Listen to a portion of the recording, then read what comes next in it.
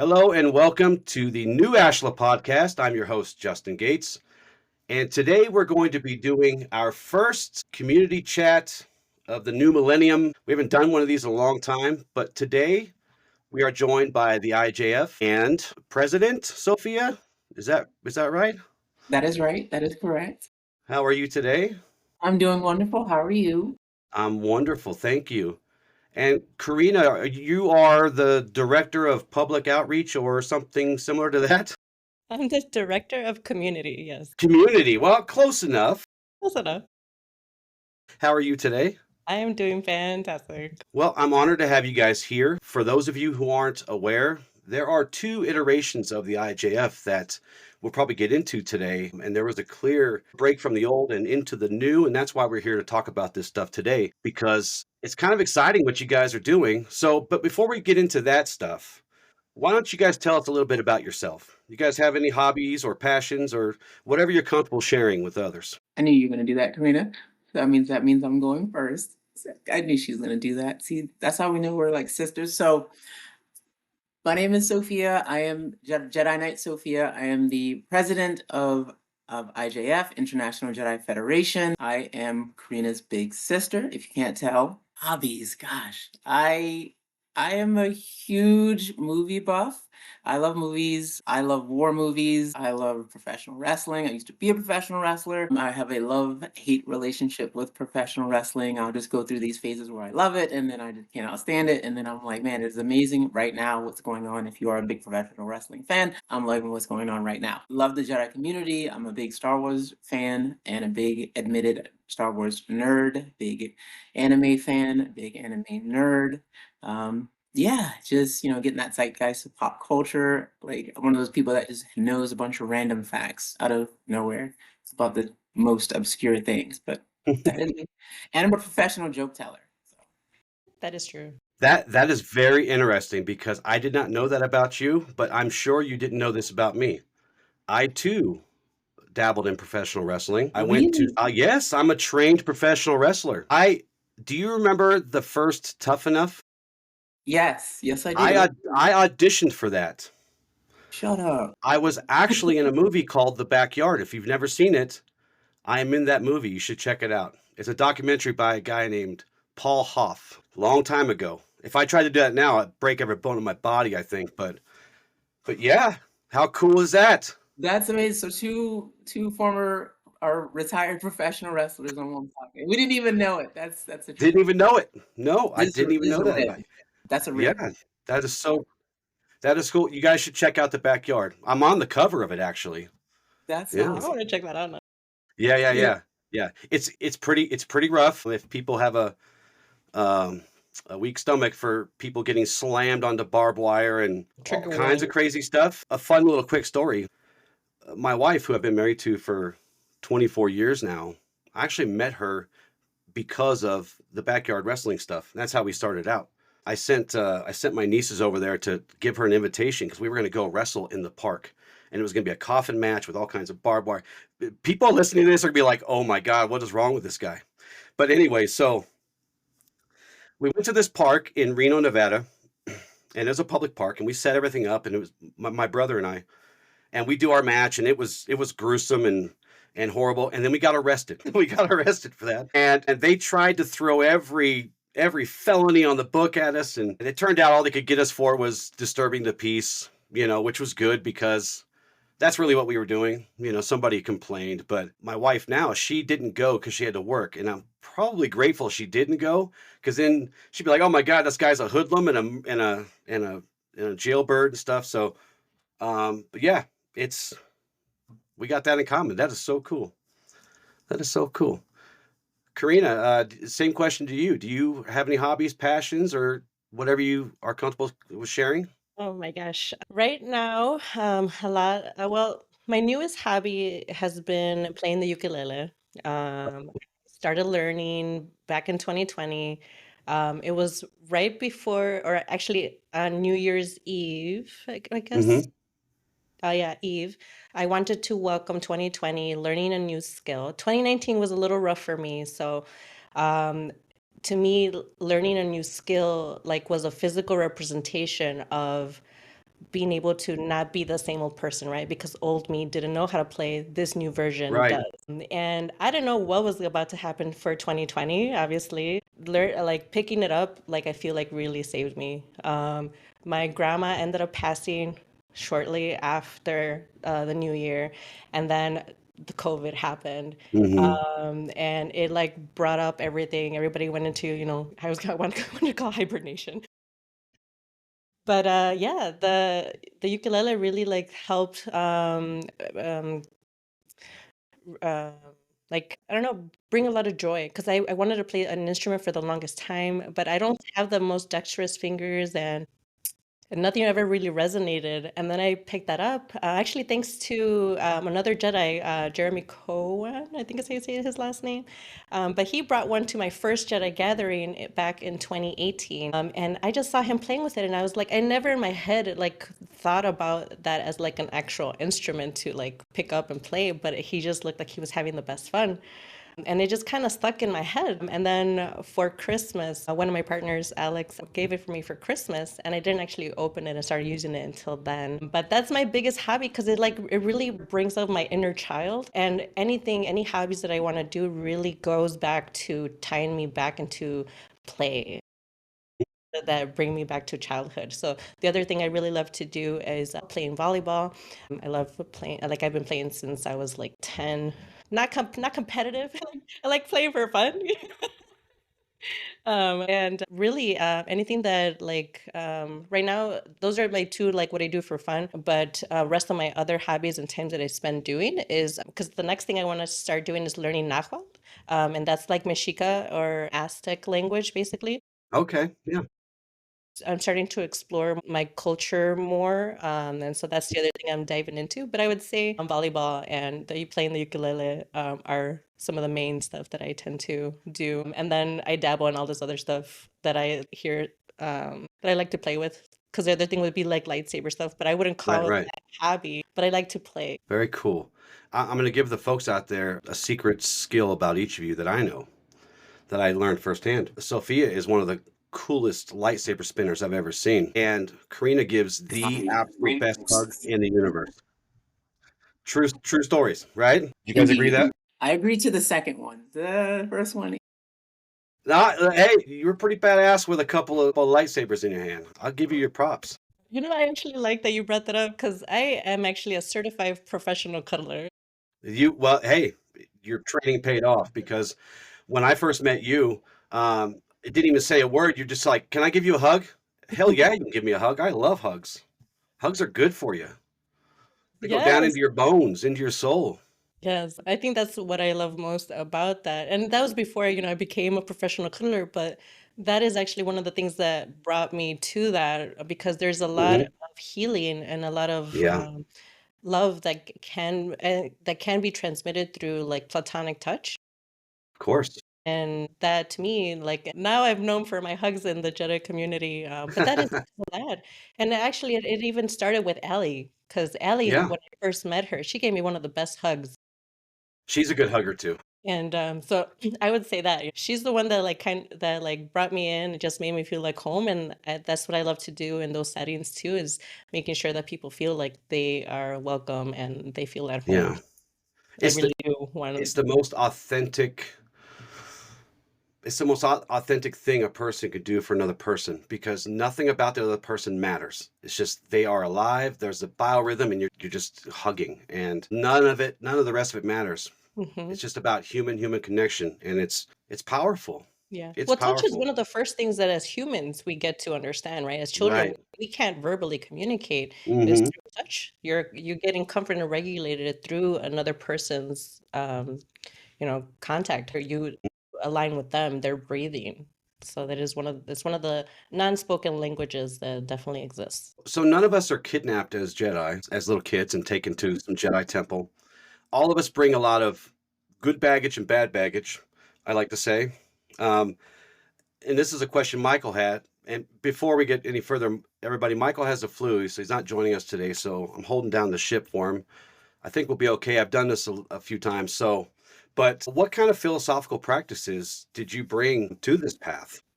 shout out to Michael for being sick. I hope you get better. For me, it would definitely be like before I started encouraging people, reaching out to the community and doing things for, people around me. That's just something that I've always been good at, is in like encouraging people to step up and like take that next step, get out of their comfort zone. And like I said, jokes, because I feel like if you can make people laugh, in any situation, that there's always hope. So yeah, that's something that I still push very heavy today. Hmm. And yeah, that's what I brought that. That's what I'm always gonna keep bringing. Hugs are the most healing thing on earth. Jokes are the second most healing thing on earth. They're the best medicine, right? What about you, Absolutely. Karina? What was the question? What kind of spiritual or philosophical practices did you bring before this path, or did you bring to this path with you? Well, then maybe that then. Maybe we can dive into this, but touch-based practices that are platonic were something that was big. As we know, our society is not built for a lot of that. We are taught that at a certain age, you're not supposed to engage in platonic touch. Hmm. There's a lot of biases surrounding what you're supposed to be doing, how to engage with others, how do you engage with friends. But if you look outside of the US, people hold each other's hands all the time. You see people wrapped around each other's arms and stuff like that. As a child, I was always very I loved cuddling. I loved holding my mom's hand, Hmm. giving people hugs. Like I've always been that. And in high school, like I've always given my friends massages, like on their back, and just like Hmm. that's just something that was in there. And I feel like I've also sort of brought that into these spaces of like that when you engage in consensual platonic touch, it can be very healing. And so I try to sort of be that vessel of that safety. Mm. And I think it's one of those things where like you don't often get to touch or I guess touch base on it or really discover or explore it. It's not something that's really brought or discussed a lot in like Jedi philosophy, but to me, that is one of the biggest ways to connect with somebody when words are not enough. And so that was one of the things that I apply to be able to communicate safety, which I think is really important, especially, in our Jedi community. There's a lot of people who come in not feeling like they are wanted or have, struggles. And a lot of the times it's hard to verbalize that, but a lot of the times you just have to hold space for somebody, and just holding a hand is enough to be there for somebody. I definitely struggle with that. I mean, I was raised kind of old school. We talk a lot about on this show in general. We talk about a lot about being domesticated, right? As children, we get taught this and this and this, and not everybody has to go through that, but it's pretty normal for people to learn. Don't talk to strangers, don't let people touch you, and don't But you go your whole infancy with people touching and cuddling and kissing you, and then all of a sudden it just stops for a long time until you find a partner later in life or whatever. And like, for example, I know I'm not alone in this, but I was like deep into my 30s before I ever even let somebody give me a massage. Like it was weird. It was like I had anxiety around it. It's like, oh my God, this person's gonna be grabbing me and touching me, and I'm gonna be vulnerable and be, so I totally get that. I totally understand it. Yeah. And it can vary. It can be like so just like touch averse. And I'd say too that, it's difficult for men to engage in this safely, especially, with like consent bases and what's clear and stuff like that. Women are encouraged more to be more touchy-feely and stuff like that. But the opposite can be where like you don't have any boundaries regarding that. And that was my Right. struggle regarding that. Because especially being raised in like a Hispanic culture, like that is like built in, like you're hugging and kissing grandparents and aunts and uncles, and it's just like so touchy feely. But you get to a point too where like you are not really allowed to say no. Like anybody that made you uncomfortable, oh, that's disrespectful. And so it's really weird how like the spectrum of touch can vary, and Yeah. how you're raised and how all of that can influence that way. That's what, like, to me, that whole thing, just being touch based, I guess my journey with touch has been an ever evolving one, because even that has been something that affected me as a child, because even though I was a lot like that, that also what I believe opened to like being sexually abused as a child. Yeah. And so like, and for a long time then I was like touch averse, but like I was still had this deep want to engage in platonic touch with other people. And so like that tied in with everything, but it's a Yeah. big spectrum. It But I is. feel like like when you can actually engage with consent and Right. incorporate these safe touch-based practices, like I said, there's just so much healing surrounding it. And I feel like if more people were able to communicate like wants, desires, or their own boundaries of what makes them feel safe, it would help like everyone in general, figure out a lot of these dynamics that, because like I was also just explaining that touch base is also a love language, and there's people who really only receive it like that, and I don't know if we want to Right. get into love languages, but there are some people who like they need that physical aspect to feel loved, and there's some people who don't. And I'm not saying that there's anything wrong with people who are touch averse, but I feel like we don't talk enough about how touch affects us as human beings enough. So that's the types of conversations that I love to engage in because it's so nuanced, and I love to get into the meat of the nuance. I'm glad you said that because I'm going to invite you back to talk to Michael and I. And I think you and Michael will have a bomb conversation around this because Michael he's in that kind of scene. So I think if you'd come back and we could do a show just dedicated on that. Yeah, that's very cool. So I always enjoy hearing people tell me how and this is kind of an old KOA thing, but I always love this part, your moment of awakening. Can you share just a little bit with us how you came to this path? What like kind of propelled you to that? All right, well, for me, it was probably the toughest thing I'd ever gone through, probably ever will go through. 2010 to 2013, I was in prison. My life has been like a movie, but I was in prison in that time, and I found my awakening while I was in prison. Side note: our justice system is very interesting. How I got there was my older brother decided. Like he was doing really having a hard time with drugs, and he decided it was a good idea to rob a bank. And I was letting him live with me at the time. Was just after he just came back from already doing 6 years in prison, and I couldn't tell on him, and I was trying to get him help, and that in itself was a crime, and it was worth 4 years in prison. Being in prison, in the darkest moments is when you see the brightest lights, and that's where I got that awakening. I recall being, if you ever heard of Oz or watch prison shows, you know what the hole is. And I Yeah. remember being in the hole, and it was dark, and just you'd be in there for months. Mm, And they'd come by with a book cart, and I got a book, and the first book I got was this beat up Star Wars book, and it was like a paperback, and I could barely read it. It reminded me of have you ever heard the story of like Malcolm X when he was in prison and the reason why he had to wear glasses, he had to read by the light of, what light would barely come in his cell. right. And I read that book nonstop, and that's where just everything of that has been going in my life and like spirituality and those questions, it just clicked with the force, and I was like, "This is it. Here we are. This all makes sense now." And yeah, it's been there ever since. That's amazing. I applaud your courage. That's not something people probably imagine about you. But you know what? At the center of my teachings, at the center of my philosophy is one shining thing. No one's beyond redemption, no matter what they do. No matter what they do, because that light that you found was inside you and now it's shining for everyone. So, wow, Yeah, that's amazing. yeah. And if I can make it through that, you can make it through anything. You can That's make it right. through anything. I love that. I love that so much. Karina, Well, Sophia's being humble because she did a lot of stuff, really incredible stuff while she was in prison. Because I learn something new about her every time I speak to her, and it's it wasn't amazing. just like overcoming that, but like the connections and the bridges she was able to make while she was in prison. Like there's a lot of segregation that happens naturally, Yeah, right, as people try to find safety. But Sophia was able to get people to like intermingle and play, which I find incredible. I think it just says a lot about her character in general, and she it continues to does. bring a lot of those skills into the community as well. So It I just does. wanted to say that because, and like I said, like that deserves acknowledgement. She is amazing. I try to be humble, but jokes. It's Yeah. what she's referring to. And again, like I said, and when people ask, I'll tell them about it.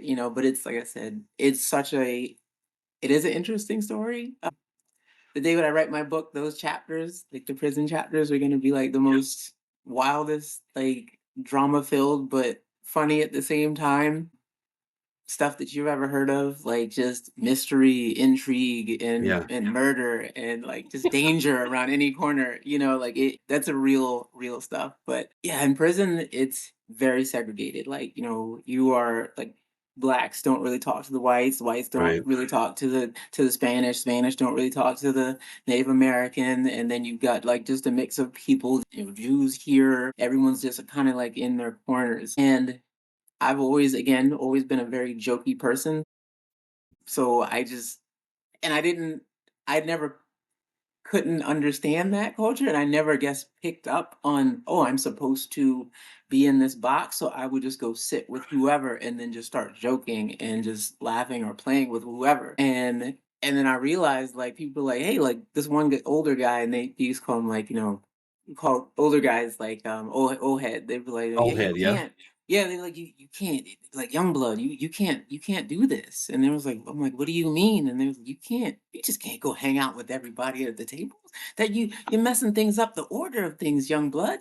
And I was like, what? Like, what are you talking about? They was like, you just can't do those things. Like that's not how prison works. And I was like, Mhm. those are just people. Yeah, And through jokes and just being funny and like the love of what Karina's talking about, the love of dodgeball, I was able to talk, yeah, I love dodgeball, but the to talk Crips and Bloods and Aryan Brotherhoods and like Spanish gangs and like gangster disciples to come together to play dodgeball. yeah, And on a regular day, like during riots, I mean, they would be like, just stabbing each other and fighting each other, right. but they would came together and play dodgeball. And I said, to me, like, still, I never see it as that big of a deal. But Frida was like, no, that's amazing. I was like, yeah, we was just being funny. And I guess it didn't click until a friend of mine was like, later on, he was like, do you realize what you just did? And I was like, what? We just had like the coolest dodgeball game ever. And then we got the tournament. We're going to do this. And we got to find out the Mm, prize for the winning team. And they were like, you literally got people who hated each other and kill each other to act like children, and they had a fun time. That that's never gonna happen again. I was like, that's not true. Like, we gotta play tomorrow. And he's like, no, that's not what I'm saying. Like, mm. you're not grasping this. And I was just like, yeah, even at the time, I was like, nah, it's just all just fun, and again, jokes. So, but it's all right. Y'all like Wow. dodgeball? Let me stop. I do. I love dodgeball. I played yesterday, actually. Funny enough. It's like my second favorite movie, Dodgeball. You ever seen the movie Dodgeball? Yes, Love that exactly. movie. What's the quote? We might as well say it. What's the quote? Everyone says it. You can dodge a wrench. You can die. Yes. You can I dodge a can't even wrench. You talk can about that dodge a movie without ball. laughing because it's so Sex. funny. Oh man. That's Yeah. amazing. So dodgeball builds bridges. That's a quote to take away today. There Dodgeball you builds. go. See, I'm glad we did this because, you're showing yourself to be even more of an amazing role model on so many different other aspects. It's amazing. You're so young and you've gone through so much, but you've turned that into something that people can look at and learn from and be inspired by. I want you to Young. know that. Now, you talk about being humble. I think it was you about a month ago that gave me a lecture about being too humble. Tell your story. Tell your story to everyone. And when you write that book, you better call me or get a hold of me so we can have you on to talk about the book too. Will do. Will do. All Will right. do. I'll be watching. All right. So I'm just trying to be like you. That's all. You're way too sweet. I appreciate that. So, Karina, did you want to answer that or did you want us to move on?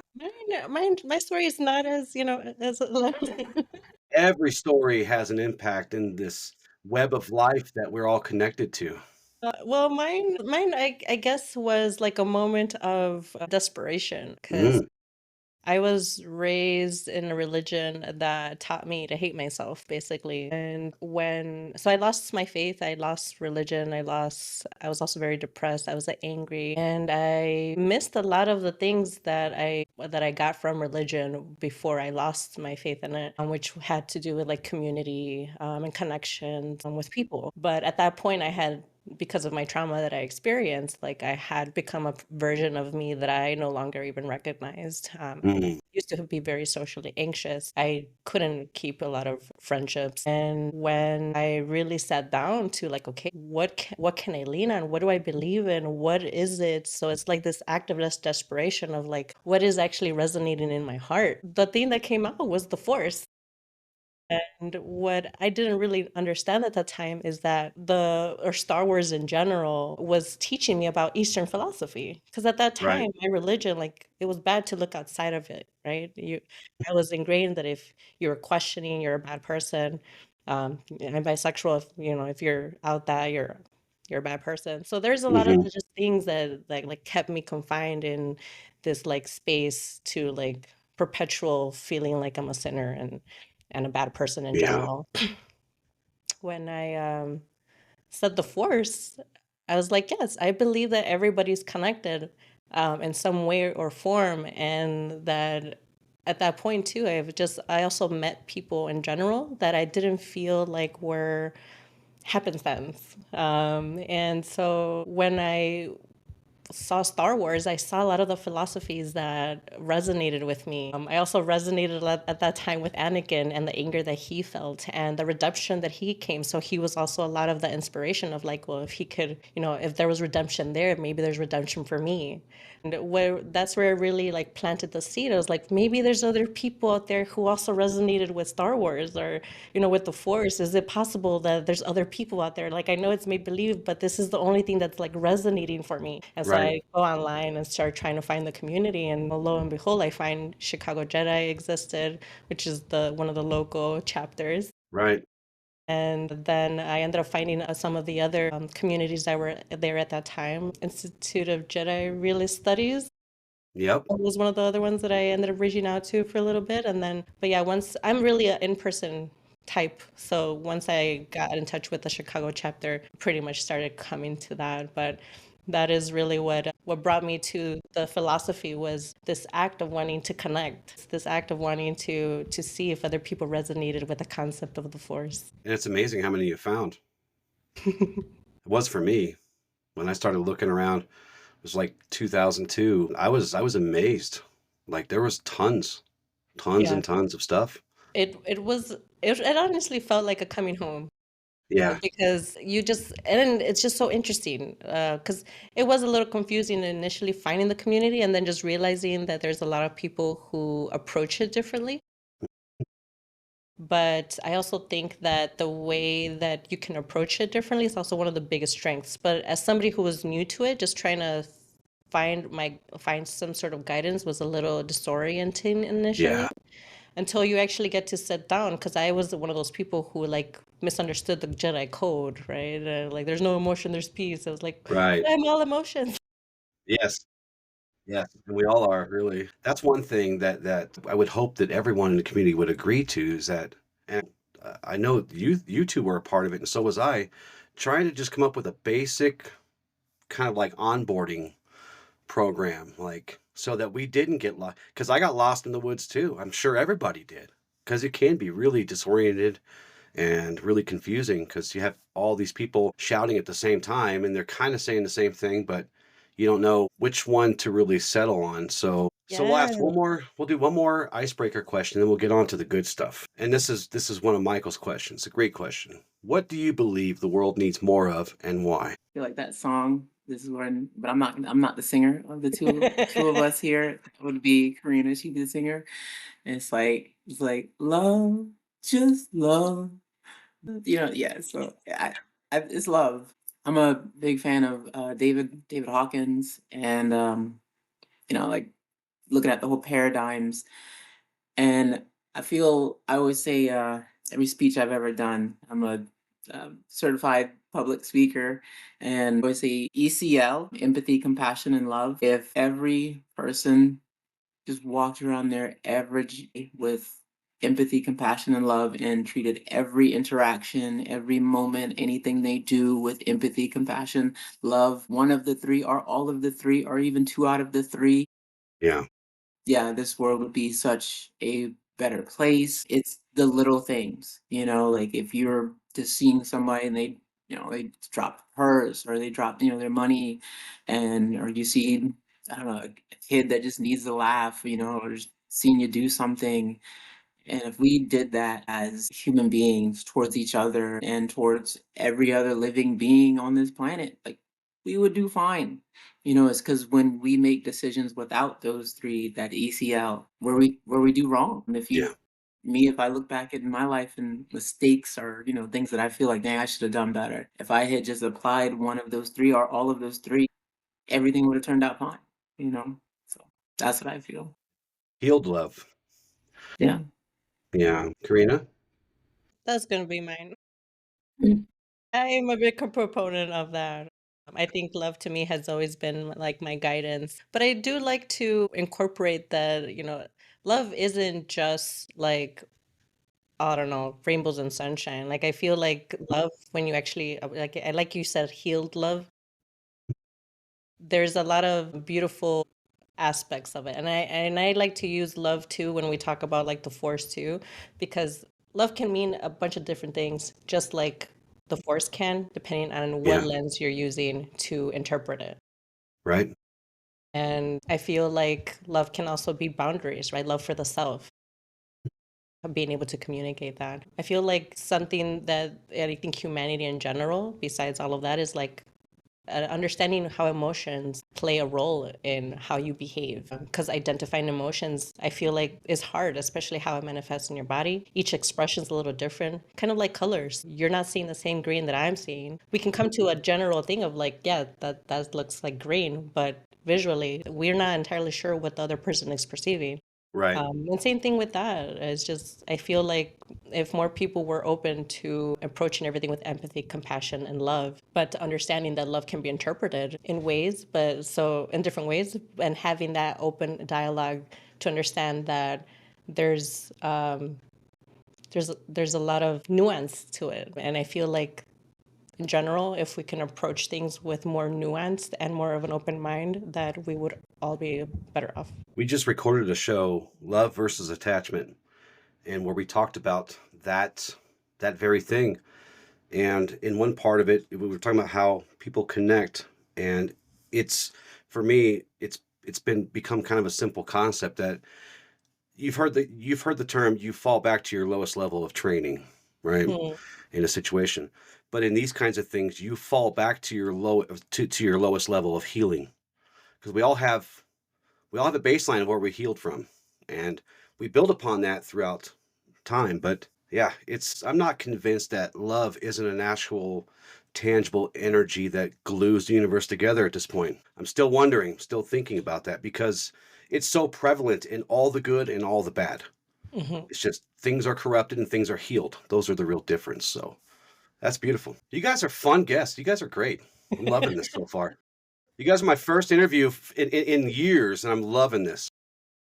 You're set the high. I'm just kidding. You're gonna set the bar too high. No one else is gonna want to come on. What do So, we talk about when we come back then, let me well, oh, say. there's always lots of stuff to talk about. On to business. Let's talk about the IJF, the International Jedi Federation.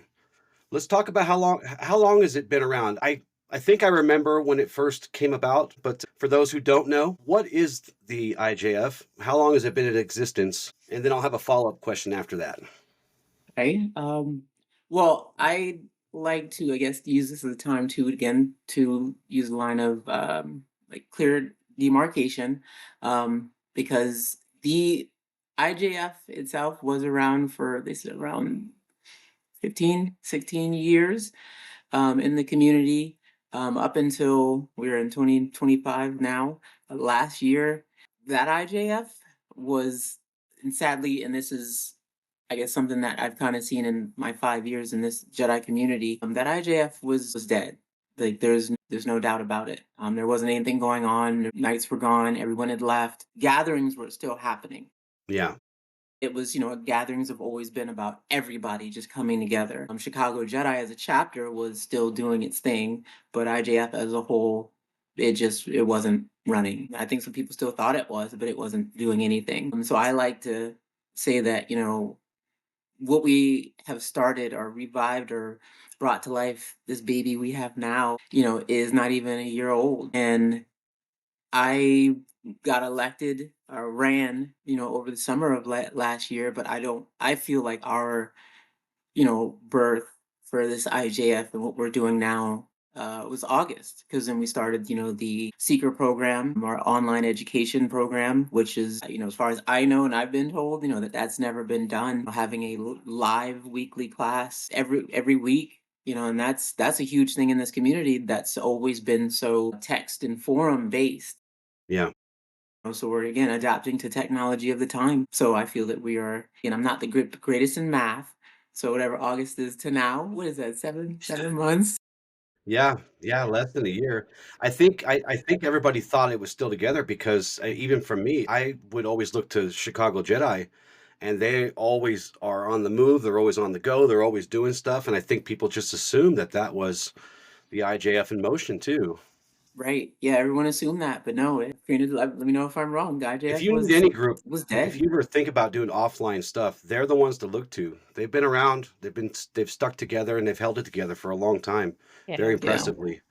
Because Chicago's been around for a long time, but I think when we talk about like International Jedi Federation, like it just can't fall on one chapter. But we call Right, it, we call Chicago the flagship, but it is because it's been there the longest. But when we talk about the goals of what the organization of IJF is and how it's being rebranded, like it really all just started like this time. Like there's still bone structure, what right. of IJF's goal was, and I think a lot of that did revolve starting off offline chapters. Mhm, But as we've seen with time, like a lot of that also started falling off. And like a lot of organizations, there's just stuff that happens, people break up. And I think a part of a lot of that is also learning how to move past things and learning how to build bridges. And I think that's a lot of what this new push is coming in is starting anew mhm. and kind of rebranding. But yes, Chicago is still there. Yeah, I still think that there's a lot of good that came out of the past and as they were still trying to figure out, because even gatherings have transformed too to what they are today, and that's right. gone through its own thing. Just like I think in general, the community itself has kind of transformed and evolved. I think this is just another form of that. So this just feels like the next generation, I don't know, taking on what was left by what a lot of people called old guard, but Old guard, yeah. um, I like I like It sounds like calling a deodorant I brand, don't like Old yeah, Guard. Old I don't Guard like deodorant. I like to refer to the people that, were there that have been like having all these discussions as legacy Jedi. Right. Because I feel like that's what it is.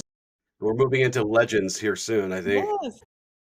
So, some of us know the old J-Fed and the new J-Fed, but for those who don't know, can you tell us what is different now or what distinctive things have changed that are making it a new start? I guess for me, one of the main things that was again like we said, like I said, the online classes we're pushing really hard for getting the online and offline, which usually most orders don't do. If any other orders do, I've been in the community for 5 years, and usually orders kind of just stay online. So we are pushing heavy for a 50-50 balance of online and offline. Mhm, Yes, we have our flagship as Chicago Jedi. Surge, Southeastern Regional Jedi is live. That's a new chapter. We've got some people coming up that are wanting to start new chapters. So our big aim is to have a lot more chapters around the whole planet. That's huge. I will literally be going to the UK coming up pretty soon again to try to get, these UK Jedi so on board lucky. to have a UK chapter. I really would like to have, because we have some Jedi that are in like, Germany and like Italy, and we've got some that are in Australia. And I would love to have some, chapters out there too. Because I mean, why not? If we're not trying to get, connected with everybody and connect all the Jedi, then I mean, really, what are we doing? Right. And I think that's, a It's the only way to huge grow reason for why. sure. Yeah, it's the way to grow. And if we're not growing, then this is just the way I've always felt. If you're not growing, if you're stagnant, you may as well just be dying. And I love this community. I can't see myself not in it. I don't know what it's going to be in the next 10 years. I've watched the trajectory of it in the last 5, and I really feel with this new IJF that it's in our best interest, in the best interest of the community, to reach out to these other orders, and again, make it as best community we can. And I think a lot of the problems that the community has run into is because there's a lack of communication. So I feel that communication is much different now than it was then. And, I don't think that we as orders, our organizations need to be in, sitting in our little separate corners. Yeah. So we definitely make sure that, in this IJF, this new IJF, the new, we're definitely reaching out to everybody, and opening doors. Because I don't know, what's the quote, like, was it next Friday, no more locked doors? Yes, We right. don't need to be doing that. That's now we need to see, I'm joking all the time, right? Yeah. We don't need to be doing that. So Well, you and I talked offline. Well, the three of us talked offline a while back, and something I had brought up back in those early days, early to mid days of I guess we'll call it the old IJF. There was a lot of controversy, and a lot of us refused to support the IJF because of critical decisions that they didn't or did. And it was usually critical decisions they refused to make on certain things.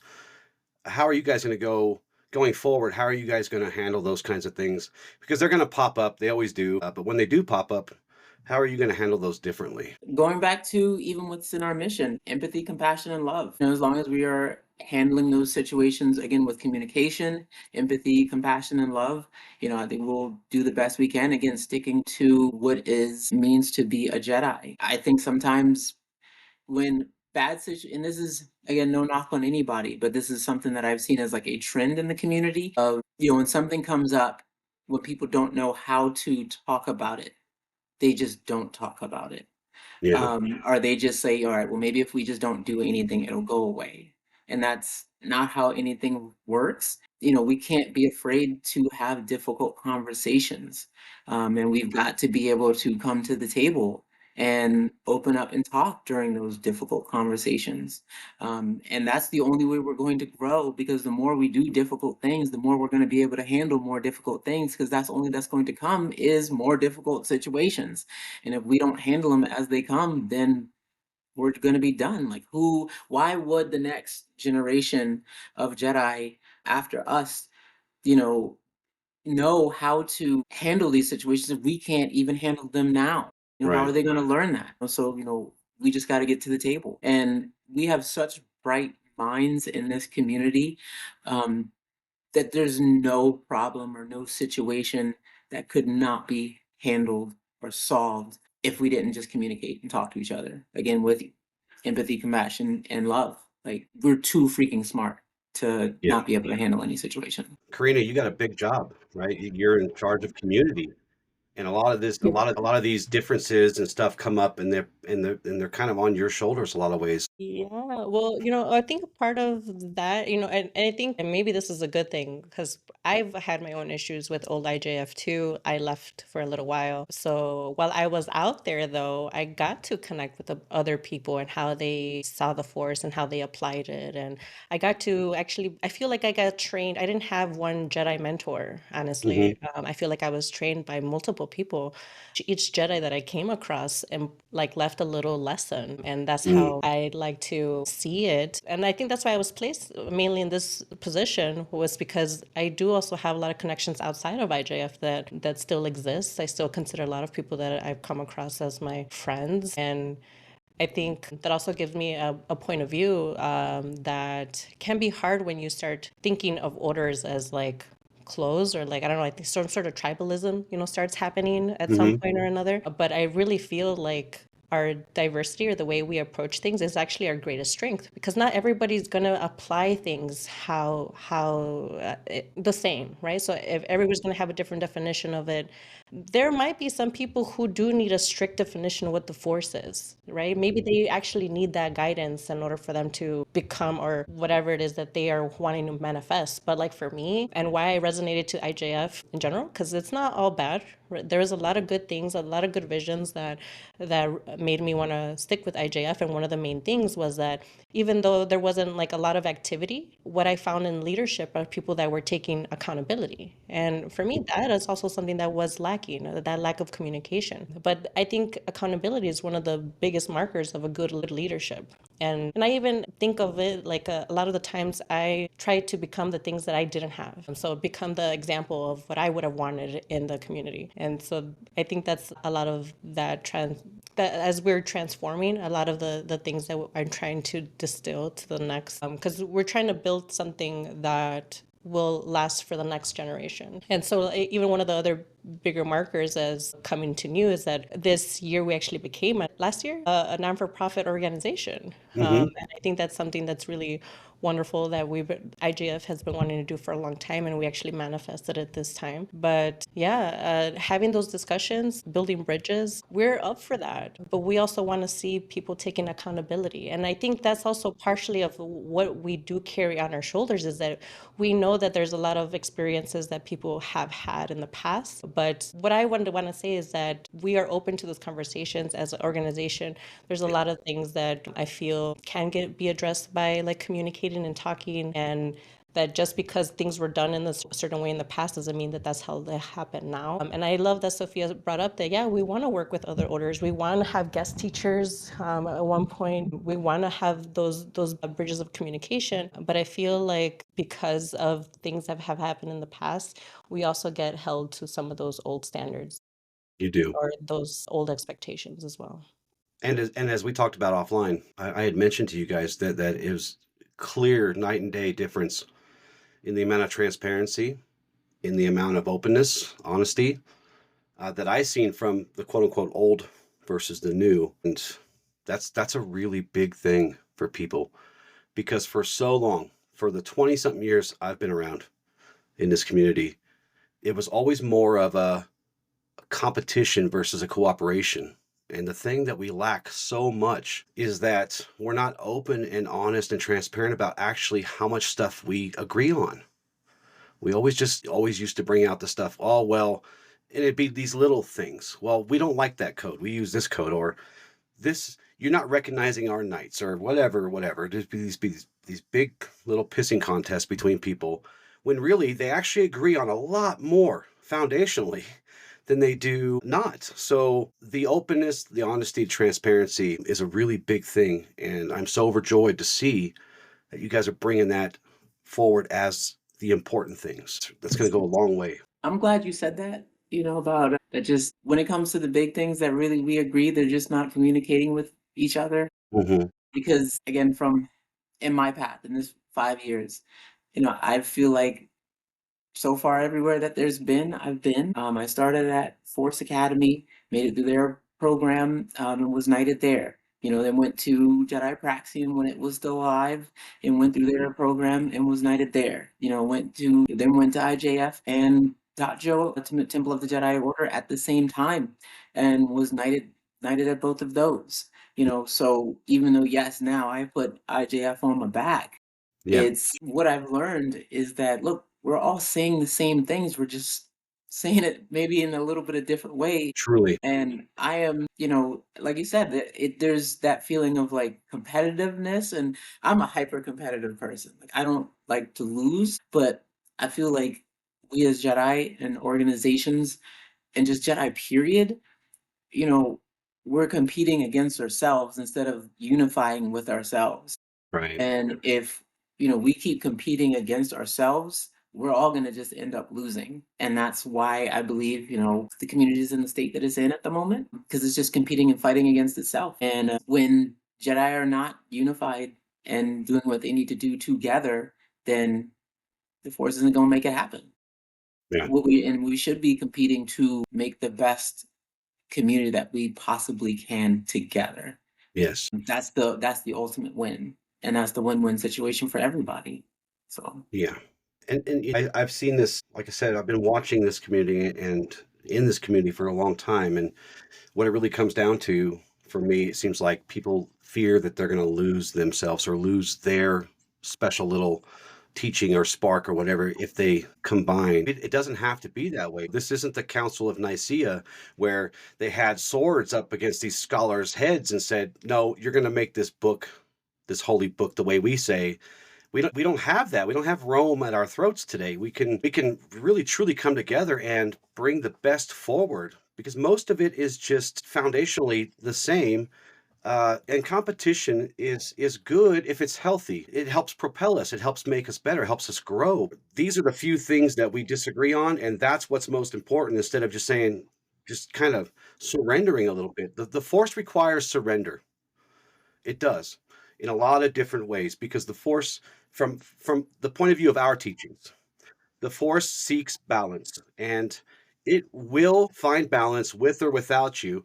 So it's better if you just kind of surrender some of the things that you can let go of and go with the flow a little better.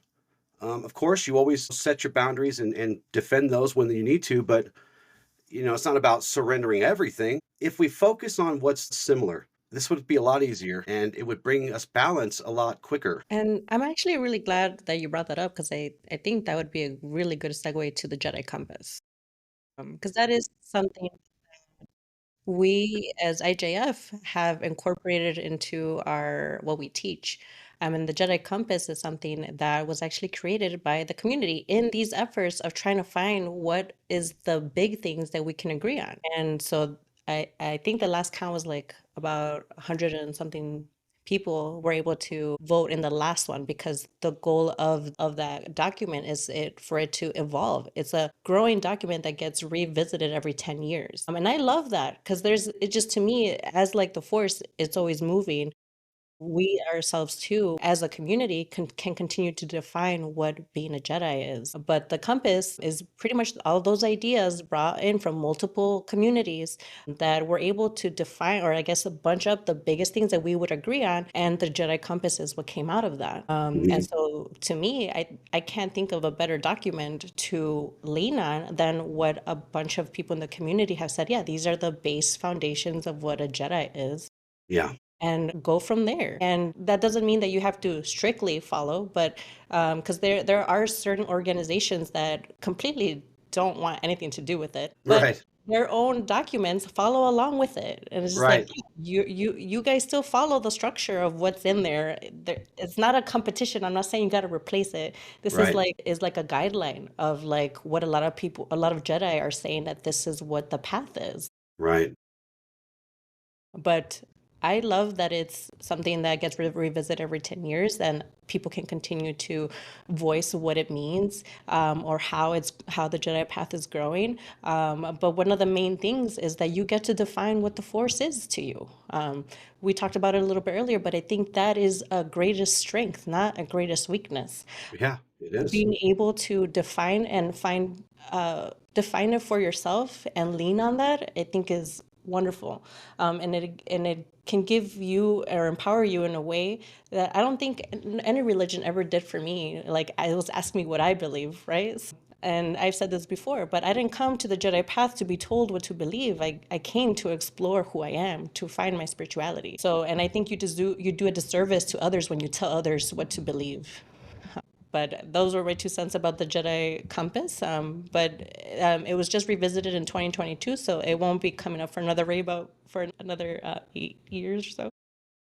So yeah, and I want to point out to people that this is 100 different people, and many of them are not in the IJF.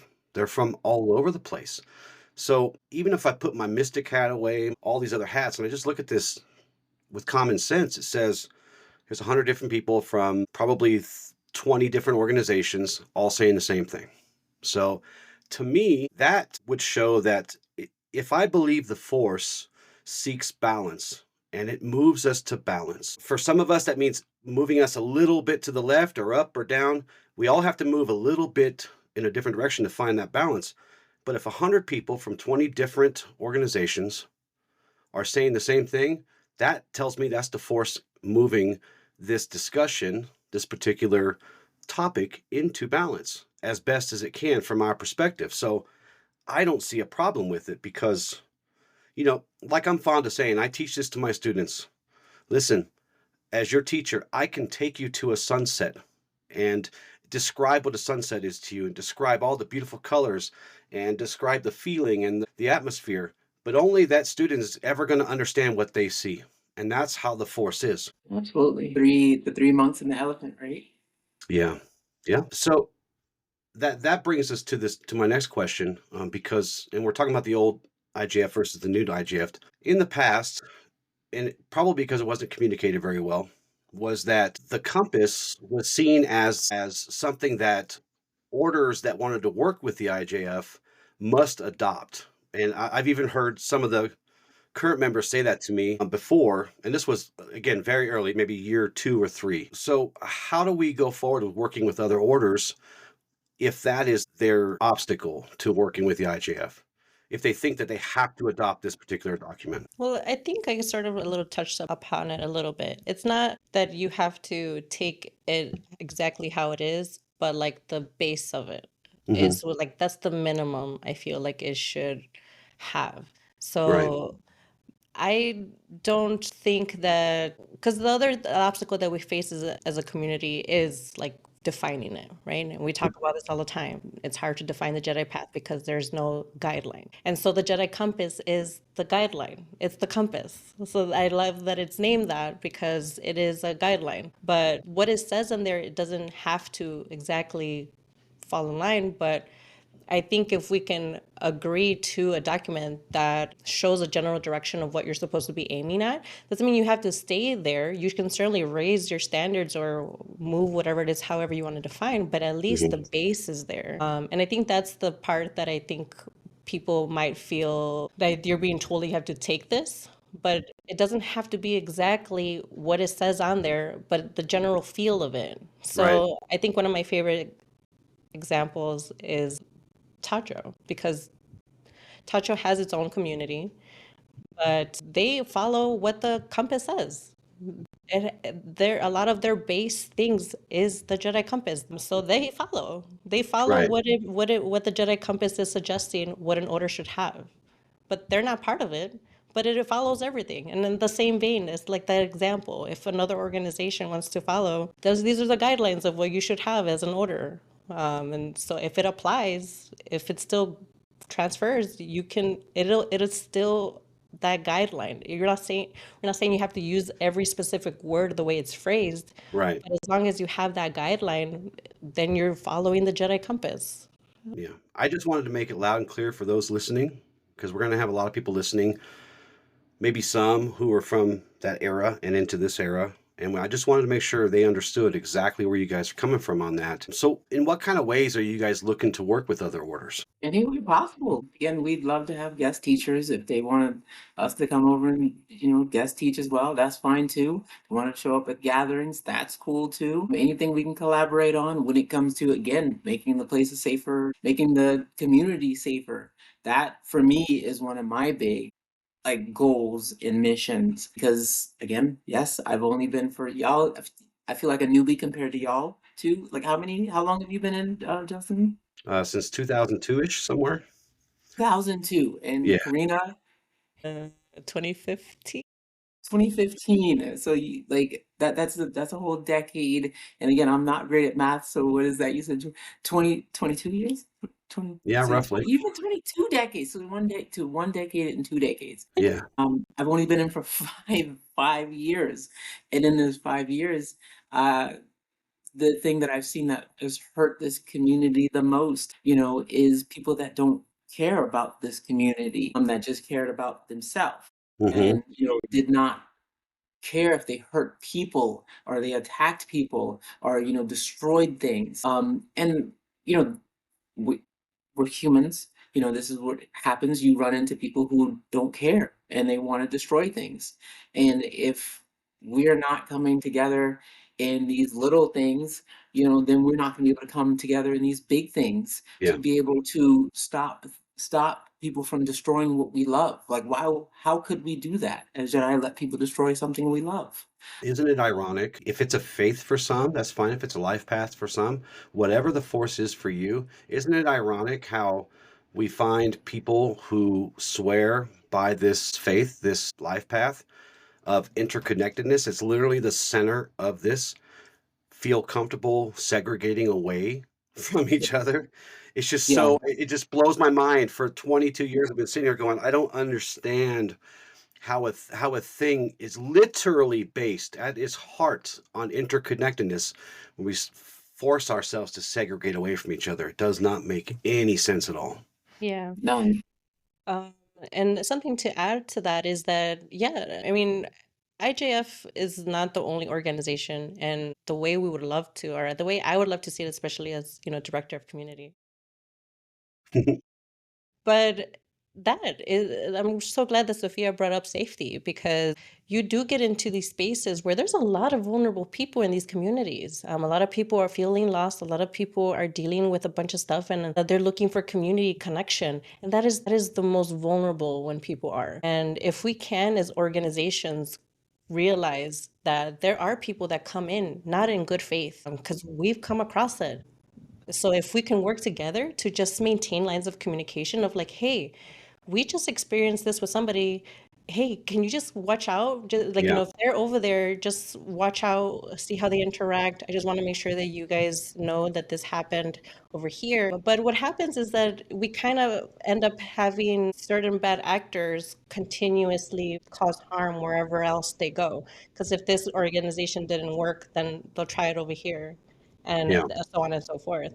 But I feel like I said, like a lot of the biggest things, or a lot of the ways to heal these communications is by holding people accountable. And I really hope that that word doesn't sound scary, because holding people accountable can just mean having discussions, can Yes. be being open and honest. It doesn't, like, I feel like people hear accountable and they're like, oh, punishment. But like, Right. accountability isn't that. It's acknowledging the harm that you caused, mend bridges where you can, Yes. and if you can't, but like, maybe you can't start anew at another organization. I mean, I feel like if you never address the harm that you left somewhere else, I feel like you're not holding yourself, or you don't really have integrity. Well, yeah, and this accountability and stuff really needs to be collectively in order for it to matter and to have an impact. Where if we do have a bad actor, and they're not like a really bad actor like a few people throughout the history of this thing, then we can work together to also help them be better. Oh, I, yeah, I'm glad you said that. I'm not going to throw anyone's names under the bus, but we had a situation not long ago where there was a person who I feel that they're struggling through some things, and some people said, well, look, this person has been here, done bad. This person has done here, done bad. And I asked, okay, what have you tried? Then, okay, what did you try? Hmm. What did you try? Okay, cool. Now with this information, if they're here, let's try this. And if you would help me do this when you see this, then we can try to make an environment where this person can succeed. We need to be making environments where people can succeed. You're not going to take a plant that's meant for I don't know, like humidity and wet climate, and place it in the desert and be like, oh yeah, Right. this thing is going to do fine. Yeah. You're setting it up for failure. You're Right. going to say, all right, let me do what we can to make these conditions the best for this person so they can succeed. If we're not doing that as a team, not even just as IJF, but as IJF and any other Hmm. community out there that wants to work, if we are not doing this for each other as a team, we're not doing what I feel we're not doing Jedi duty. We're I just would not doing agree. I would agree. it. And you know, we have an axiom: no one's beyond redemption. However, I will say that sometimes someone is so far out of our reach that sometimes that redemption is to be had in perhaps another lifetime, and we have to protect people from them completely. And if we're not aligned, if we're not working together, then we're just leaving another part of the community vulnerable. And they may be Absolutely. vulnerable because they refuse to cooperate, but sometimes we have to cut people out completely. And that sucks, but that's just the way it is.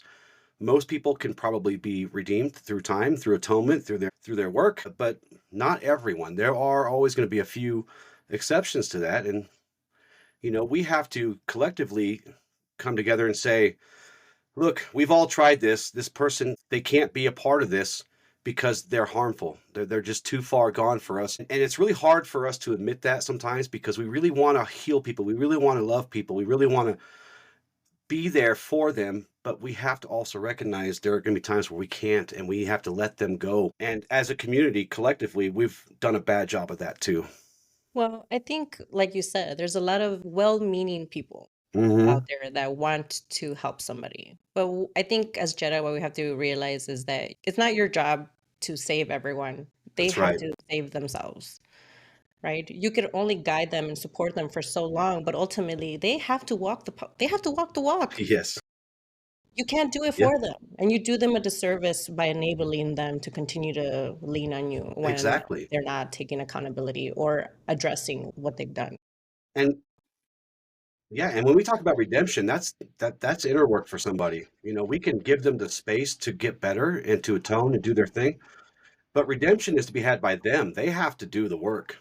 We can just provide the spaces and give them a place to grow, but if they're not growing, then you know we have to protect the rest of us from them. Yeah, I think that's too what I really like about how IJF approaches things in general is that when it comes to like individual work, when it comes to the mentorship portion of that, that's the things that we kind of take together. A lot of the things that Sophia brought up with how we approach broader issues is how we approach smaller things. Because a lot of the people too in the communities have been around for a little bit. So if in ways to help encourage them, we do talk to each other like, hey, I've seen this person have this that they might need to work on. Have you noticed this? And so it's kind of a collaborative effort to try to help somebody grow in the environment that works best for them. Because, and that's also why I really love IJF, is that we also try to, or especially now, work with the method that works best for that person. Because not everybody's text-based. Some people Right. do work best through one-on-one conversations. Some people want a more involved mentor, and some people would rather have a more separate connection where it's more they do a lot of the inner work and they just need a little guidance here and there. And the spectrum varies. Hmm. And so I think a lot of that is the nuance that we tend to revolve in. So it's really more based on that person than rather, hey, you're just checking these things, stamp of approval, you're a Jedi now. It's like, no, we really want you to go through your own transformation, your own hero's journey, and let's see if we can find the right people to help you. Because even if, and that's the other thing I really like too, is that even if you have one mentor, we do really work as a collective and try to lean on it because you can't specialize in everything. So I'm the one that people usually lean on when people want to talk about like emotional intelligence and boundaries, because those are the two big things that I use a lot in my own healing journey. We're gonna have to bring So you in on a show on that too. I would love to. But those are the things that people lean on me more. And for Sophia, she carries her own like diplomacy, Right. mediation, a lot of her knowledge on physical aspects. So we lean on her. So, and that's the other thing too, like, and how we would want to work with other orders. It's like there's, like Sophia said, there's so much brilliant minds in this community. We would love to reach out for another one. Like, hey, we have a person who is struggling with this or needs connection with this. Can we send you to them for this specific Right. lesson? Or hey, they would love to talk more about this specific thing. Can you talk to them about it? So there's a lot of way that we can collaborate as a community that doesn't involve like having to be like, I don't know, like if people are afraid of like homogenizing, Right. but like there's still a lot of ways of to work together, have our own You guys are organization. putting people before politics. And I love Exactly. that. I love that so much. So, just kind of to piggyback on that, for those who are interested in working with the IGF, how do they go about that? Are you guys ready for people to do that now, or is that something you're kind of pushing off a little bit down the road? I'm ready now. I mean, Let's do I'm it. ready now. Like, I'm always, Karina will tell you, I'm always open for communication. I'm easy to get a hold of. I give people my number. You can text me, call me, email. No, no, I lie. Don't email me. I don't check emails like that. But you this text, never is. I would say all these things that we're doing, we're never not that busy. We're never not that busy to take like 5 minutes, like, hey, what's up? How you doing? And I'd rather call someone or talk like this than text. Anyways, I'm like real personable, so like I like to Yeah. see people. But yeah. You guys don't do the weird. You guys don't do the strange making people sign NDAs and all that weird stuff like No, some no, other what? people we've heard about lately. No. That's a That's little very weird. It's a little weird. I Huge. don't, Yeah. I Well, publish my teachings. I publish my thoughts out for everyone. I think that's kind of weird for people to, hey, you need to sign this document because what I know is top secret. yeah. That's, you know, hey, well, since I have you both here, this kind of reminded me of another question because I think you guys be great to answer this. For someone starting out, because we all kind of walk through the weeds a little bit, right? What are some red flags that people should be looking for in an organization? Or say there's just this random master out there collecting students. What kind of red flags would you guys say people should look out for? In my opinion, like you said, NDAs, if forms are telling you NDAs, if people are trying to seclude you from other people, trying to tell you, hey, don't go over there, don't talk to this person, don't talk to them, don't talk to this, don't talk to that, only come to me. Mm, If they are saying they're from like Nigeria and they're a prince and they want you to send them $5,000, so they can send you back, 10,000, don't give right, them any money.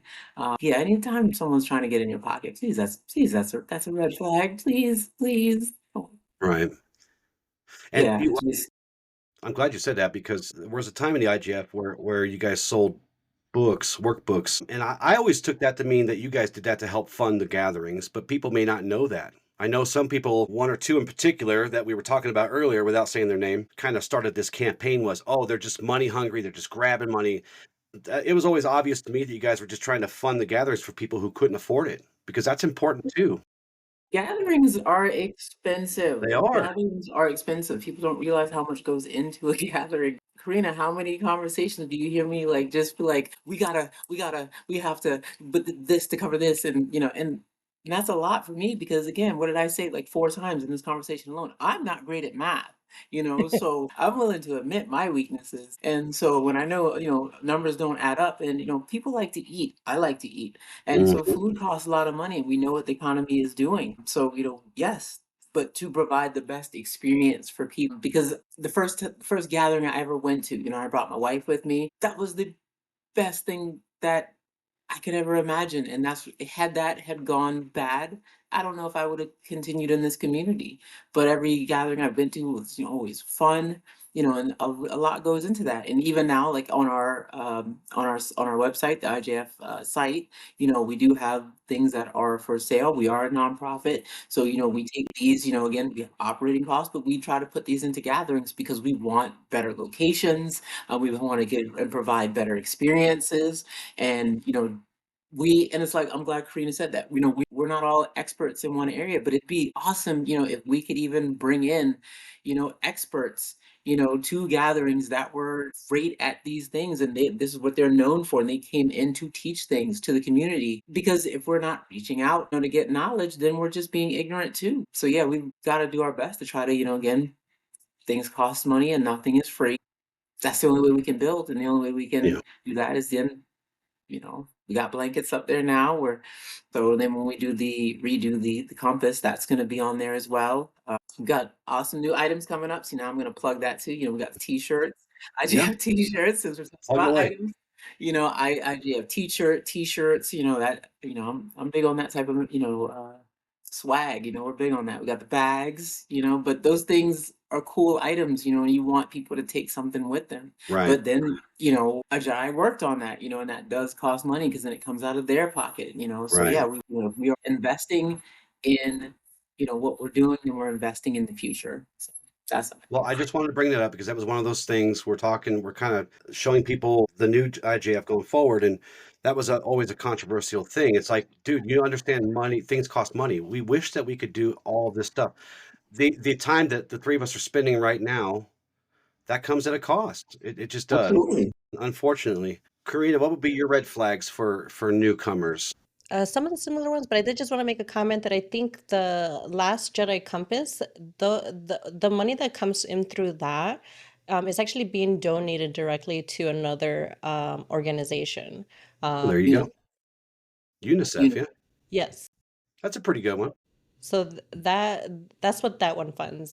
But yes, anything that comes out of anything else that we sell is in towards that, to hopefully making it easier access to coming to gatherings, or to help fund a lot of these things that we want to be doing for the community. But we have a lot of people who have donated their own money to help a lot of this stuff happen. A lot of the gatherings too, there's some wonderful people who make like things to bring to the gathering. It ends up being like this community effort to make this experience for each other. Hmm.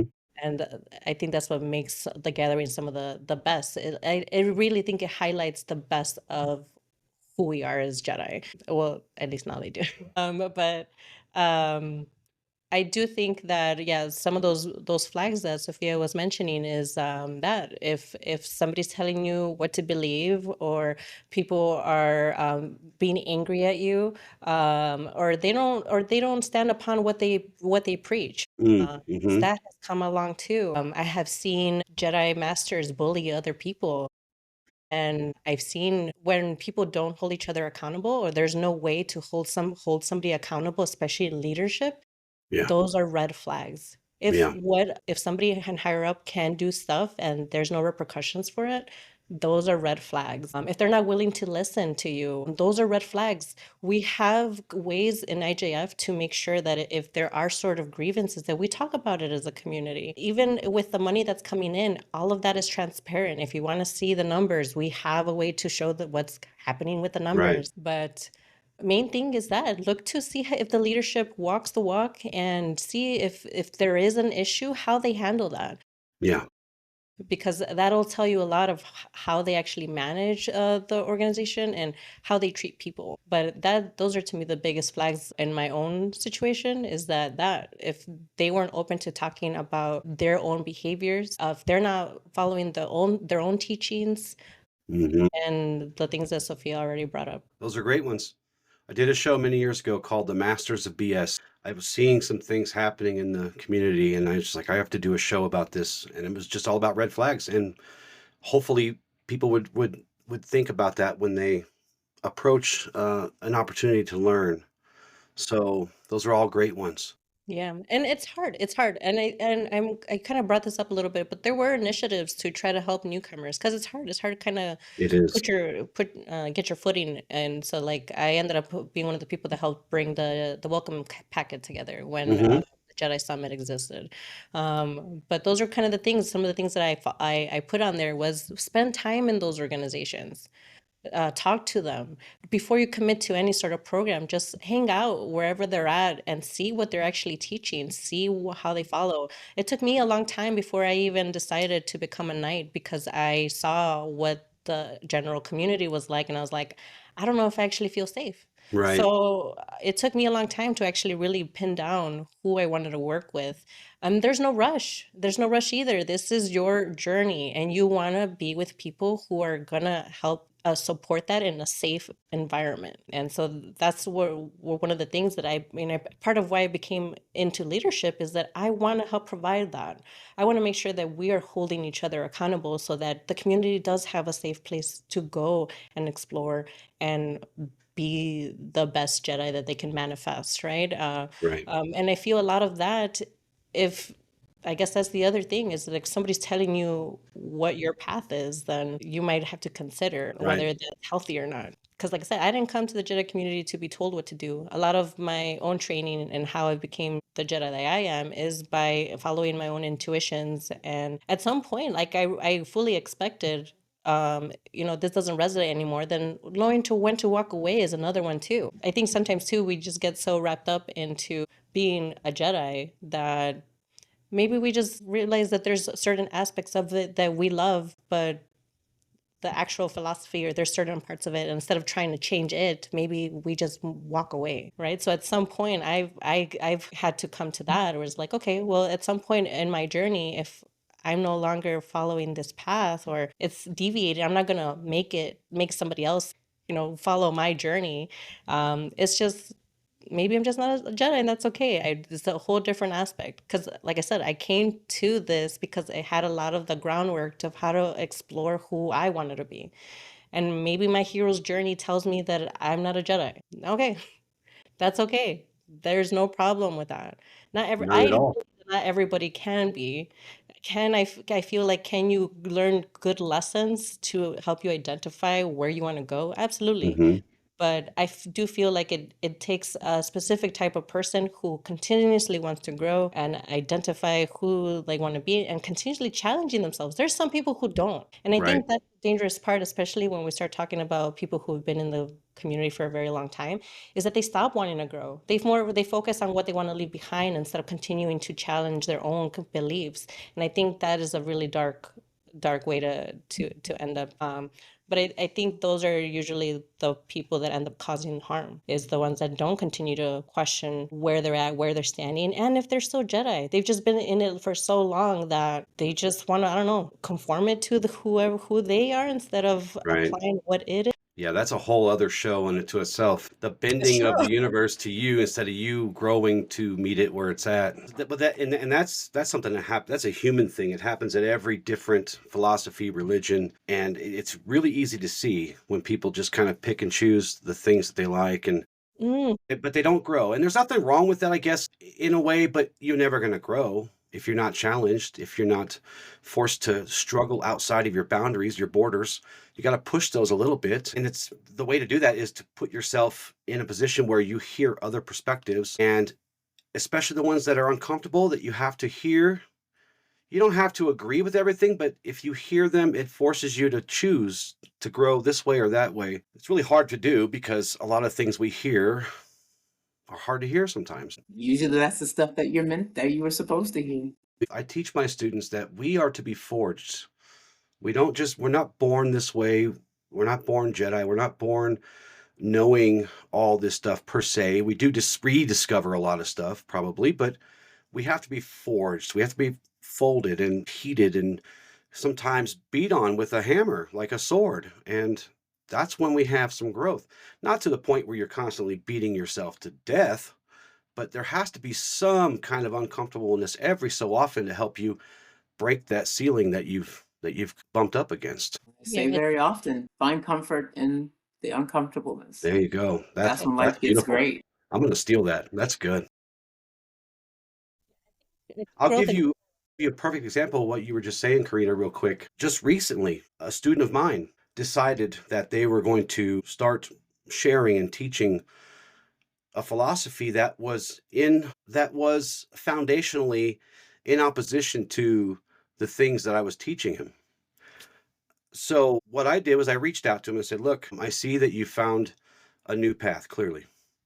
And so in an effort to not get in your way and a way to not become an obstacle for you, I don't want to create philosophical confusion for you. I don't want to create spiritual confusion for you. You need to follow this new path to its conclusion.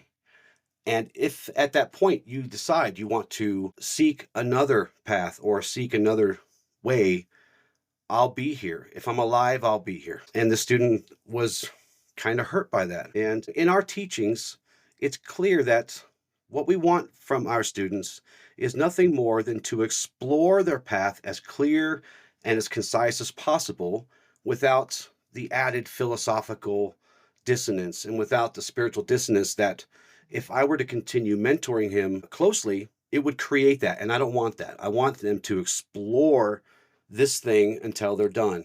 And maybe that's forever, and that's fine. Because my goal as a teacher is to help them find authenticity within a path. And it doesn't matter if it's my path, IJF path, or whatever path. If I was able to help them to at least find the courage and the discernment to find a path and start walking it authentically, that's really what I want. So, they were very upset with me. And I said, "Look, you'll still have access to my teachings, but I'm not going to put myself in a place where I am a stumbling block for you. If this is what you feel like you need to do it. I'm proud of you. Even though the teachings may be in opposition to what I hold to be true, I'm still proud of them. They took the step. They are seeking authenticity, and if they can't find that through my teachings, absolutely no harm done, because it's not for everyone, and that's fine." So that kind of goes to what you were saying. Now, if I would have said, "Oh, you dirty so and so, how dare you betray me?" And we see that stuff, but kind of really back in the old days. then that's certainly a red flag. You know, I don't want to, as a teacher, I don't become their obstacle. It's my job to kind of clear the way for them to do the things that they need to do to be authentic, whether I agree with the teachings that they're following or not. So that's it's very important. If you have a master or a teacher or a group or an organization that gets butthurt over you taking a path of authenticity, even if it's in opposition to theirs, it's probably a red flag. You probably should really consider that. So I'm glad you brought that up. Yeah, I'm glad you brought that example, because I think it highlights the idea that we are guiding others to explore what's authentic to them. Yes, yes, And I think that is a very succinct way to express why we don't believe that you should define the force for other people. right. That is a conclusion that they should come to themselves for some of those same things. And and I'm glad that you also brought up that, yeah, sometimes their exploration takes them somewhere else. This path is always here. Mhm. Doesn't mean that you can't grab things or learn techniques that are helpful to you, but maybe this is not your path long term. And I think that too is where maybe some of the argument is like, well, if you know the Jedi path isn't defined, then there's like no standard, blah blah blah. But I think that's where the efforts of the Jedi Compass is. We, I think, as a community have evolved where there is a guideline. There is ways to explore this that we can all agree are fundamental, and that's what I feel like is very well represented in the Jedi Compass. A lot of that too is about exploring and how you can apply these things. And if it's not helping you grow, then there's no harm in leaving it, exploring something else, and then maybe coming back to it at a later time. That there's no timeline to this. Right. It's not a race. Yes. It's not a race. And if it were a race, we're all kind of jacked up because none of us start off the same spot in the race, right? No. Some of us are start closer to the finish line than others, if there really was a finish line. So, yeah, it's not a race. It's Yes. not a race. I'm glad that was said because not all of this. I feel like we're all in different points in our lives too, and I feel like that also what helps as a collective. I think that's what, like I said, is our greatest strength because people can talk about all sorts of topics and bring in all sorts of different perspectives. That's what I love most about like just getting a group of Jedi together is all the conversations that come out of it because they can be so different. But even in each conversation, we can find the nuances or the things that we do agree on, the things we don't agree on. But it's knowing how to have those conversations with like understanding and empathy and love. Because I know these conversations can also get so fired up. Jedi love to talk, and then these emotions start getting in the way. And I love to talk, do they? No. We all They want to really do. share a little bit of our knowledge. So before we wrap this thing up, is there anything? I know you have a town hall coming up. Any kind of sneak peek you want to give us? Anything We have juicy we or have a cool? Or lot coming. I feel like we have a lot coming up. Yes, the town hall is important. We're going to be, congratulating a lot of the seekers that have made it through the program. That made it through the seeker program of our first curriculum, which I'm sorry, I got to give us a big ups for that because that's huge. Man, just that's I'm so proud. I'm proud of the team. I'm really proud of the team. I'm proud of all the students. Proud of them making it through. Proud of just the discipline that they put forth, the dedication. Yeah, so they definitely get a big ups. So we're gonna definitely congratulate them. We got a lot of announcements. We've always got something going on. Um, the May 31st to June 1st is the UK Jedi Gathering. I will be in the United Kingdom doing my thing, up there getting the Jedi together. And if there's anyone that's hasn't heard about it yet, and you're like, oh man, that's definitely me. Let me come hang out. But I don't have any robes or anything like that. Just bring the love. That's all we're asking. But if you do have some lightsabers, be prepared because I'm one of those that like to duel. And then of course we have the Jedi Gathering, the U.S. Jedi Gathering. So that's so amazing to say that we have a UK Jedi Gathering and a U.S. Jedi Gathering. That's July 17th to July 20th. That's in Indiana. So definitely be there or be squared, so you to get a use month. that line. You get a month break between the two. That's good. Yeah, so yeah, we have, and then it's right after that's over, we'd be right back into the next Seeker semester. So yeah, we are. I feel like we're rolling. Like we are rolling. Like How there's do just people, so much what's the coming. best way for people to contact your organization with just general questions? This right now we're on darn near every platform. I don't have no clue what the whole lemonade thing is. That's new to me. But we're on, you can reach us, on the website. You can reach us on Discord. You can reach us on Facebook. Two places on Facebook. You can reach us on TikTok. You can reach us on Instagram. You can get us on YouTube. Smoke signals. We'll be able to see it. Anywhere you can find it. So wherever And there's a I'll make platform. sure that I put all the links. I compiled all the links that I could find. I'll put those in the show description too. So if people need to reach out to you, they want to check out your stuff, they can do that. That's awesome. So, as is customary during these kinds of community chats, I want to give you guys the opportunity to leave some final thoughts for our audience before you go.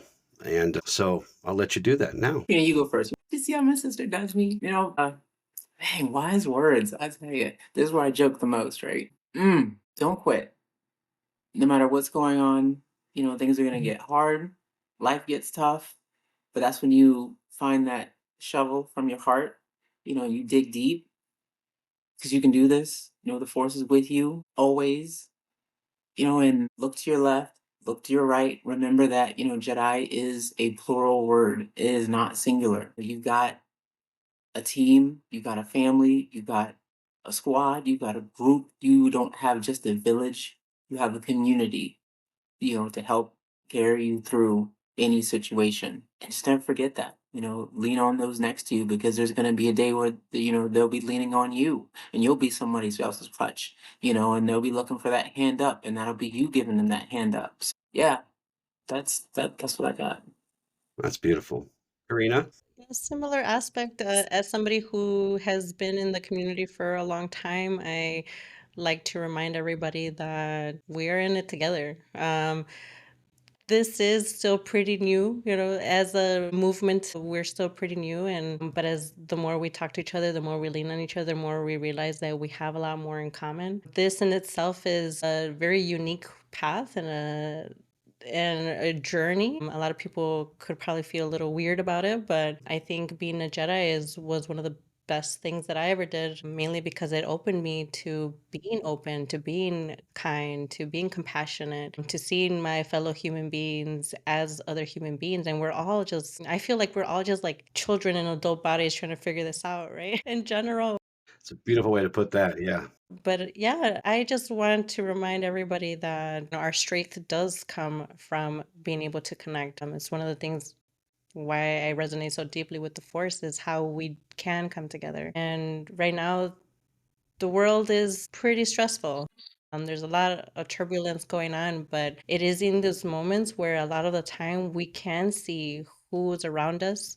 So lean on your community. A lot of people don't want to feel like a burden. I hear that like, well, I don't want to bother you. I was like, Yeah. but it's in those moments where you can find connection. It's when you reach out, you're allowing the other person to show up for you. So don't be afraid. Don't feel afraid to lean in a community, even especially as leaders. Leaders also feel like they're the ones they got to hold everything together, but we also need to lean on community. We also need to lean on each other. So just remember that it's not, you don't carry this on your own. Everybody here cares for each other. I absolutely believe that. I just feel like sometimes I get lost. I get lost in all the other little minute stuff. But as long as we continue to move and remember that we actually do love each other, Right. that's going to be our guide. I can't think of a better way to move forward. And to remember also that we are interconnected. Everything we do affects everything else. Yeah. So try to be kind. It goes a long way. It really, really does. And for a path that's literally centered around interconnectedness, there are people there that will come to you for aid, and you can go to them for aid too. Yeah. Well That said. was two songs. That was two songs. Let's see what Uh, love means is love and lean right. on me. I was thinking that. I was singing that in my head. I was like, on me Exactly. when you're not strong. I love that song. I want to thank you guys so much. Michael is going to be so mad that he missed this show because I mean, we talked about some stuff that he would just be overjoyed to talk about. We're going to have to get you, Karina, on, and you when you write your book, or anytime you want to come on too. talk about stuff. Let me know. You, Let me no, know. you let me know, right? My life is a movie. I'm trying to say my life is a movie. It's been wild. If my life was a movie, it'd be Fast and Furious because I'm always doing so much. I'm never slowing down. I get myself in trouble that way. But I just don't have the cool cars. I drive like a uh, what do they call it? Like a soccer mom van or something. I think that's what they call it. Yeah, The minivan with the the sliding door. minivan. That's cool enough. That's cool Well, it's enough. kind of like a cool minivan. It's not like a minivan, Yeah. but anyways, um, The seats fold down. yeah, You they got do. that back room. You see? Look, what is They wrong with do. that? That's amazing. Oh, I love it. Oh, I don't care. I stopped caring about the Lam- car I drove when I was like 22. I realized that it Lamborghinis wasn't. can't do that. Well, it's like people don't actually care. You know, when you get yourself a cool car and you think people care, and they don't. They just look at it and go, "Oh, that's a cool car," and they just move along. So, Exactly. but anyways, I want to thank you guys so much for your time. No, thank I really you. do appreciate it. Thank you so much for taking the time to hear a little bit of IJF and how we want to move and grow forward. If there's more questions, I'm glad that, you'll let them know how to get in contact. But Yep, this was really fun. Thank you so much. you're welcome. And for those of you who are joining us today, we want to thank you also for your time. We really do appreciate it. With love and gratitude, ad Lucium.